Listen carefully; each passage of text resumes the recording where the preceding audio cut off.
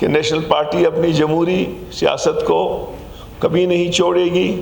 ہم عدم تشدد کے پیروکار ہیں اور ہم عوام کی بالادستی کے لیے جدوجہد کر رہے ہیں۔ ہماری پارٹی کئی سالوں سے نشانہ بنتا چلا آ رہا ہے۔ اس کے فیملی کو بشمول میرے ہمیں فیسیلیٹیٹ کیا کہ ہم اس کے جنازے میں پہنچ جائیں۔ میں اس کا شکریہ ادا کرتا ہوں۔ گردوں نے فائرنگ کر کے ظلم و بربریت کا نشانہ بنا کر شہید کیا۔ یہ ایوان اس قسم کی بہیمانہ قتل کی شدید الفاظ میں مذمت کرتا ہے۔ ان کا قتل نہ صرف ان کے خاندان بلکہ سماجی ڈھانچے کے لیے ایک بڑا نقصان ہے۔ پنجگور میں بے گناہ شہریوں کی مارنے کا عنصر انسانیت کے دشمن ہے۔ یہ ایوان متاثرہ خاندان سے دلی ہمدردی اور تعزیت کا اظہار کرتا ہے اور دعا گو ہے کہ اللہ تعالیٰ مرحوم کی درجات بلند فرمائے اور لاحقین کو صبر و جمیل عطا فرمائے۔ مزید برآں یہ ایوان صوبائی حکومت سے مطالبہ کرتا ہے کہ اس واقعے میں ملوث مجرموں کی فوری گرفتاری کو یقینی بنائے اور انہیں قرار واقعہ سزا دی جائے تاکہ آئندہ ایسے واقعات دوبارہ رونما نہ ہو۔ مشترکہ مذمتی قرارداد پیش ہوئی، کیا محرکین اپنی مشترکہ مذمتی قرارداد کی ایڈمیزیبلٹی کی وضاحت فرمائیں گے؟ اسپیکر صاحب، میں مشکور ہوں آپ کا۔ یہ جو واقعہ کل کوئی 3:30 پونے 4 بجے کے درمیان ہوئی اور اس کو بالکل اس کے گھر کے گیٹ کے سامنے 2 موٹر سائیکل سوار جس میں 4 مسلح افراد تھے وہاں آ کے اس کو شہید کیا گیا۔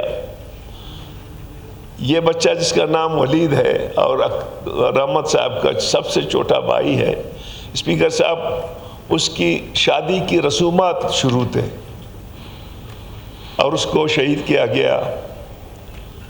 میں شکریہ ادا کرتا ہوں چیف منسٹر صاحب کا، جو ہم رات کو بیٹھے وہ اپنی ٹیم کے ساتھ آئے اور صبح رحمت صاحب اس کے فیملی کو بشمول میرے ہمیں فیسیلیٹیٹ کیا کہ ہم اس کے جنازے میں پہنچ جائیں۔ میں اس کا شکریہ ادا کرتا ہوں۔ اسپیکر صاحب، ہم ایک عجیب صورتحال سے گزر رہے ہیں۔ وہ پارٹیاں جو اس ملک میں آئین کی بالادستی کی بات کرتے ہیں، جو جمہوریت کی بات کرتے ہیں، جو برابری کی بات کرتے ہیں، اور خاص طور پر ہماری پارٹی